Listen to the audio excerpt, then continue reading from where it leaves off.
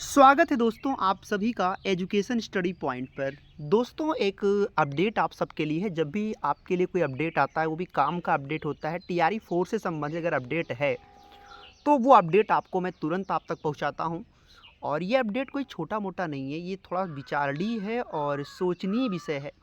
विषय ये है दोस्तों कि क्लास 1 से लेकर 5वीं तक के स्कूल तो स्वतंत्र रहेंगे, उनको कोई दिक्कत नहीं है। यानी प्राइमरी में जो स्कूल में टीचर पढ़ा रहे हैं और जो बच्चे पढ़ रहे हैं वो स्कूल स्वतंत्र हैं। पर 836 जो उच्च माध्यमिक विद्यालय हैं उन स्कूलों में भी क्लास 6 से 8वीं की पढ़ाई होगी। इसका दोस्तों प्रॉब्लम क्या होगा वो आप समझ सकते हो कि 6 से 8 के स्कूल अलग होने चाहिए। क्लास 6 से 8 तक के स्कूल आपको पता है वो अलग होने चाहिए, क्योंकि वो होते हैं ज़्यादा से ज़्यादा रहेंगे, ज़्यादा से ज़्यादा सीटें बनेंगी और ज़्यादा से ज़्यादा बच्चों को शिक्षा मिलेगी। लेकिन अगर उच्च माध्यमिक स्कूलों में ही अगर जूनियर की भी क्लास उसी में अगर ऐड कर दिया जाएगा तो बर्डन बढ़ेगा और उसी में टीचर जो हैं उन्हीं से काम भी आपका हो जाएगा, तो वैकेंसीज प्रभावित होती हैं और शिक्षा की गुणवत्ता भी असर पड़ता है। इसमें कोई दो राय नहीं है। और ये खबर कोई एक पेपर में नहीं, बहुत सारे, और क्या ये सत्र 2025 से 26 की शुरुआत से ये चीज़ होंगे, ठीक है ना। और क्या क्या बातें आप देख सकते हैं आराम से, बहुत सारी बातें। क्या लिखा है, राज्य के 836 उच्च माध्यमिक स्कूलों में क्लास 6 से 8वीं तक की पढ़ाई होगी। अभी इनमें केवल 9 से 12वीं तक की पढ़ाई होती थी। अब इन स्कूलों में 6 से 8 तक की पढ़ाई पीएम श्री विद्यालय के तहत 25 से 26 के शुरुआत की जाएगी, मतलब सत्र 2025-26 के लिए शुरुआत होगी। उसके लिए मध्य विद्यालय को उच्च माध्यमिक विद्यालयों में मर्ज किया जाएगा। मध्य विद्यालय के प्रधानाध्यापक का दूसरे विद्यालय में ट्रांसफ़र होगा। 6 से 8वीं क्लास तक के स्कूलों का विकास कोष, छात्र कोष, समग्र शिक्षा के तहत बैंक खाता, ये मतलब जो अन्य व्यय चीज़ें होती हैं वो है। पर हमारा आपका जो सबसे बड़ा उद्देश्य दोस्तों है, और ऐसे ही नहीं, और भी कटिंग्स हैं, बहुत सारी चीज़ें हैं। अब डिटेलिंग पर मैं नहीं जाऊँगा, चूँकि हमारा जो उद्देश्य है आप तक जानकारी देने का कि भाई इसको समझिए आप, क्या था मेन चीज़। अब बाकी बहुत डिटेलिंग करके क्या फ़ायदा, बस समझ में आ गया है कि जिन स्कूलों में क्लास 9 से लेकर 12 तक की पढ़ाई होती थी उनमें से अब उन्हीं स्कूल में 6 से 8वीं तक की क्लास भी संचालित की जाएगी। तो समझ रहे हैं आप वहाँ पे क्या होने वाला है। आप वहाँ पे ये बात समझ गए हैं कि जो टीचर की जो वो है, क्या कहते हैं उसको, आ, संख्या, ये बहुत मैटर करेगा। इसीलिए मैं आपको शुरू से बोल रहा था कि क्लास 6 to 8 में पदों की संख्या निश्चित रूप से कम रहने वाली है। अब कुछ लोग नीचे ज्ञान दे देंगे कमेंट बॉक्स में कि देखिए, हर व्यक्ति जो सोचता है वो अपने फायदे के हिसाब से सोचता है, लेकिन कभी कभी हानि व लाभ को सोच के नहीं, तटस्थ रहकर सोचा करिए। क्योंकि अगर आपको पता रहेगा कि जूनियर में कितनी वैकेंसीज हो सकती हैं, पीआरटी में कितनी हो सकती हैं, या टीजीटी पीजीटी में कितना हो सकता है, तो उस तरीके से आप अपनी तैयारी करते हो। और जैसा कि मैं आपको पहले ही बता चुका हूँ कि पीआरटी में 28 से 32 हज़ार के आसपास आपको सीटें मिलेंगी तो मिलेंगी, लेकिन 6 to 8 में आपको बहुत कम सीटें देखने को मिलेगा। और वो मैं भी कहूँगा भी नहीं, मैं कई वीडियो में कहा भी हूँ कि वो सीटें 18,000 से ज़्यादा कभी नहीं हो सकता है, उससे कम की। अगर आपको मैं अभी किसी को नकारात्मक खबर नहीं देना चाहता, पर जूनियर में बहुत कम सीटें होंगी, ये आपको बता दे रहा हूँ, सबसे कम उसी में होंगी। 9-10 में भी सीटें काफ़ी कम रहेंगी, लेकिन ध्यान रहे पीजीटी में बहुत ज़्यादा सीटें आपको देखने को मिलेगा, क्योंकि पीजीटी में बहुत बड़े स्तर पे आपको वहाँ पे भर्ती देखने को मिलेगा। और एक पेपर नहीं, आपको भी मैंने दिखाया, देखिए पहला पेपर का कटिंग है, ये दूसरे पेपर का कटिंग है, ये तीसरे पेपर का कटिंग है, इसके बाद ये चौथे पेपर का कटिंग है। मतलब आपको क्या बताया जाए, कहने का मतलब ये है कि ये कोई अच्छी चीज़ नहीं है जिससे सीटों की संख्या कम हो जाती है, तो ये आपके लिए बड़ी समस्याओं का कारण बन जाता है।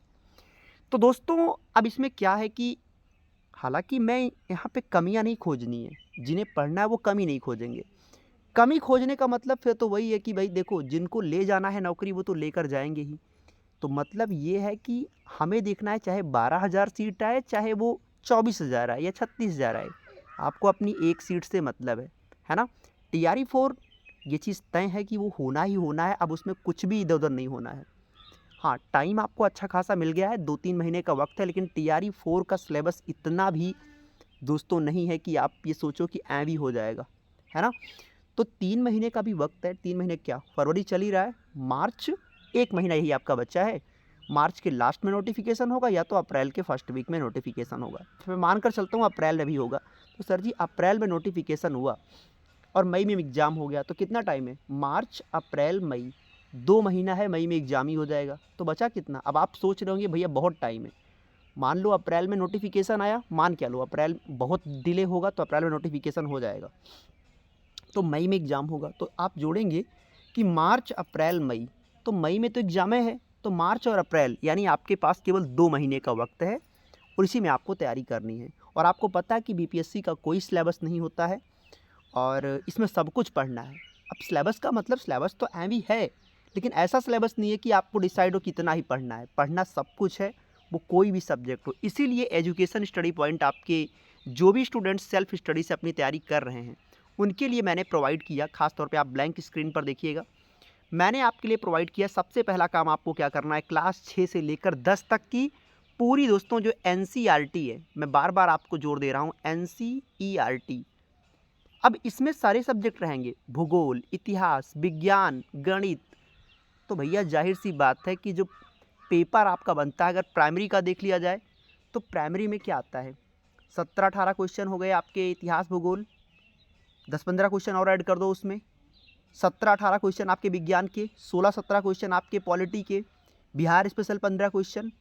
तो भैया विज्ञान मतलब हर सब्जेक्ट से नंबर रहेंगे।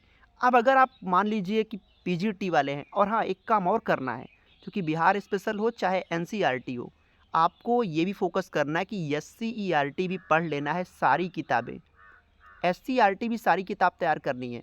सारी किताब का मतलब भूगोल, इतिहास, विज्ञान और ये सारी सब्जेक्ट आपको, और पर्यावरण है ना एक सब्जेक्ट जो मिस हो रहा है, ये आपको तैयार करना है। अच्छा पेपर में क्या आता है, भूगोल भी आता है। अब देखो मान लो प्राइमरी का है तो भूगोल आएगा, इतिहास आएगा, विज्ञान भी आएगा, पर्यावरण आएगा, बिहार स्पेशल आएगा, करंट अफेयर आएगा, रीजनिंग आएगा, जीके आएगा, मतलब बहुत सारी चीज़ें आएंगी। लेकिन जो लोग 6 to 8 वाले हैं उनका जो जनरल पेपर 40 नंबर का होता है उनमें भी ये सब कुछ आएगा। ऐसा तो है नहीं कि अगर आपका इतिहास मेन सब्जेक्ट है तो आपको विज्ञान या गणित नहीं पूछेगा, वो भी फिर भी 40 नंबर में रहेगा। तो पढ़ना, अगर आपने ये एनसीईआरटी एससीईआरटी पढ़ लिया तो प्राइमरी में तो 70+ स्कोर तय है।